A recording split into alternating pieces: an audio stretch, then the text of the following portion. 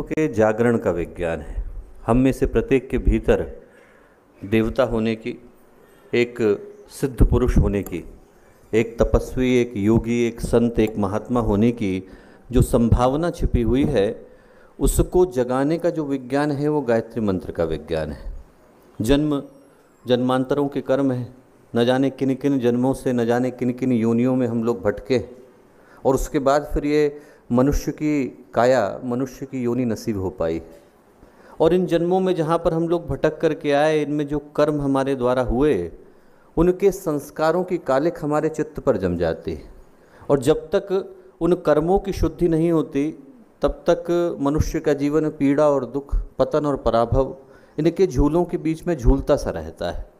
व्यक्ति जीवन को जीता तो है, पर उसमें न तो सुख होता है, न शांति होती है, न दिशा होती है, न बोध होता है। बस आदमी जीवन को यदा कदा जिस किसी तरीके से जीता चला जाता है। जब तक भीतर से व्यक्तित्व की शुद्धता नहीं होती, पवित्रता नहीं होती, तब तक बाहर से जितने भी प्रयत्न किए जाते हैं वो आडंबर बन करके रह जाते हैं। अंदर से व्यक्तित्व की शुद्धता के लिए जिस प्रयत्न को और जिस प्रयास को हम लोग करते हैं, उसी को गायत्री तप साधना कह सकते हैं।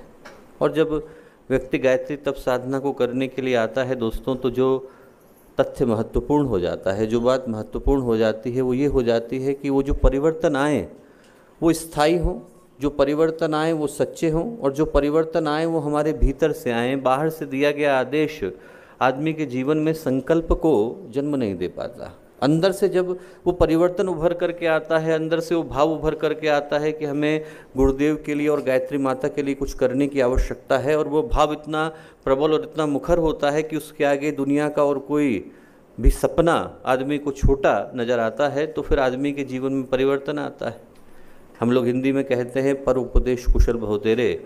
दूसरों को उपदेश देने वाले तो बहुत मिल जाते हैं, पर अपने जीवन को बदलने का पराक्रम दिखाने वाले कम मिलते हैं। और ये सौभाग्य गायत्री परिजनों के पास है कि हम लोगों के सामने आदर्श के रूप में, प्रेरणा के रूप में, आशा के रूप में परम पूज्य गुरुदेव का, परम वंदनीय माता जी का निष्कलंक, निष्कपट, निश्चल, निर्मल, प्रकाशित जीवन हम लोगों के सामने है, जिनके जीवन का एक एक आयाम, चाहे तप हो, चाहे साधना हो, चाहे उनकी आत्मीयता हो, चाहे उनकी पवित्रता हो, चाहे उनकी महानता हो, चाहे उनकी दिव्यता हो, उनके जीवन का एक एक आयाम उस शिखर पर जाकर के उपस्थित है, जहाँ पर यदि हम लोग प्रेरणा लेना चाहें और उससे एक एक अंश को अपने जीवन में उतारना चाहें, तो हमारा जीवन न जाने किस शिखर पर जाकर के उपस्थित हो सकता है। और जब व्यक्ति उस महान सत्ता को समर्पित होता है, तो उसके जीवन में चमत्कार भी घटते हैं। अभी हम लोग पिछले माह कोणार्क में थे, वहाँ पर उड़ीसा के राहत कार्य के लिए गए थे। तो कोणार्क का जो शक्तिपीठ है बहुत छोटा सा है दोस्तों, बहुत छोटा सा, पर उसके अंदर की जो मूर्ति है वो बड़ी अद्भुत है। आप लोग भारत के किसी भी शक्तिपीठ में चले जाइए, वैसी मूर्ति आपको देखने को नहीं मिलेगी, क्योंकि वो जो गायत्री माता की प्रतिमा अंदर है वो किसी ने बनाई नहीं है, अपने आप समुद्र के अंदर से निकल करके आई है। वहाँ पर जो मूर्ति है वो ऐसा लगता है जैसे किसी और लोग से विश्वकर्मा ने अपने हाथ से बना करके भेजी हो। एक एक अक्षर, एक एक उसका जो स्वरूप है वो उभर करके आया है। हम लोग कोणार्क के मंदिर में राहत कार्य को करने के बाद और वहाँ पे सफाई करने के बाद ये उद्देश्य था कि वहाँ से निकलेंगे और पुरी को जाएंगे, पर ऐसा लगा जैसे किसी ने उस मंदिर की ओर को खींच लिया है। वो जो मूर्ति है वहाँ पर अपने जो परिव्राजक हैं उपेंद्र साहू जी, उनको एक रात पहले पूज्य गुरुदेव सपने में आए और सपने में आकर के बोले कि बेटा मैं तुम्हारे मंदिर के लिए मूर्ति भेज रहा हूँ। अगले दिन समुद्र में घूमने के लिए निकले, समुद्र के किनारे, तो उनका जो बालक है वो उनके पास आकर के बोला कि वो जो मथुरा वाले गुरुजी हैं जिनका फ़ोटो लगा हुआ है वो भी आए थे और बोल करके गए हैं कि मूर्ति वहाँ पर रखी है। वहाँ गए तो देखा समुद्र से निकली हुई मूर्ति है, एकदम काले पत्थर की है। आप लोग देखेंगे तो सहजता से आपको समझ में आ जाएगा कि इस जगह की बनाई हुई नहीं, एक एक उसके अंदर की नक्काशी, एक एक कार्विंग बड़ी अद्भुत, दिव्य, अलौकिक जिसको कह सकते हैं।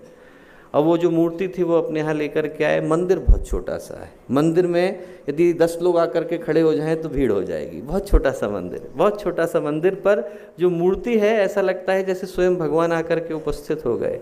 और वहाँ पर हम लोग पहुँचे तो पहुँचने की घटना भी अद्भुत है। गाड़ी के जाने का रास्ता नहीं, हम लोग निकले थे कोणार्क से कि पुरी को जाना है।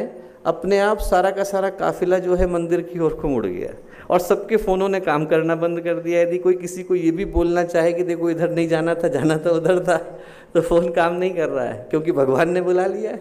अब वहाँ पर जा कर के खड़े हो गए, ऐसा लगा जैसे गायत्री माता ने साक्षात वहाँ पर आकर के बुला लिया, और जो वो प्रतिमा है, अद्भुत।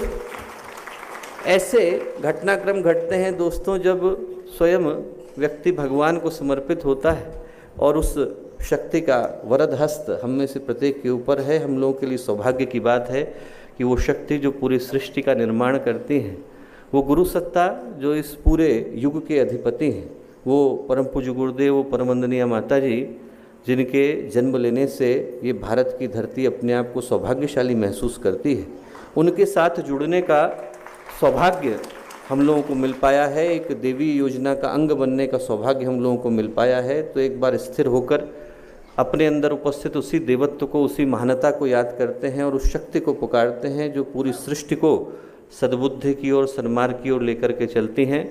उनका आशीष, उनकी अनुकंपा, उनका अनुग्रह हम सबके जीवन पर अनवरत बना रहे और हम सभी एक अच्छे उद्देश्य के लिए निरंतर आगे बढ़ते चलें। इस भाव के साथ गायत्री का महामंत्र साथ साथ ओम भूर्भुवः स्वः तत्सवितुर्वरेण्यं भर्गो देवस्य धीमहि धियो